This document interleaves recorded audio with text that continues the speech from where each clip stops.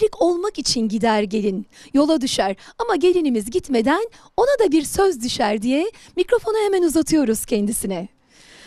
Gelinimiz gidiyorsunuz. Önce kınanız kutlu, yuvanız mutlu, ağzınız tatlı olsun efendim. Duyguluyum şu anda, hem de çok heyecanlıyım. Sağ olsunlar teyzemler, annemler, hepsi birlikte süslediler. Umarım çok mutlu bir hayatta çocuklarımızla birlikte oluruz. Herkese teşekkür ederim. Alevi kültüründe, ananelerinde özellikle şunu yaşatırlar. Dediler ya, birlik, beraberlik, dirlik. Eline, beline, diline sahip ol derler.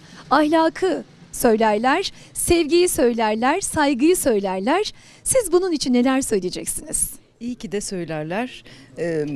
Bir tanecik hayatımızda sevdiğimizle bir ömür mutlu olmaktan daha güzel ne var burada? İnşallah öyle bir ömrü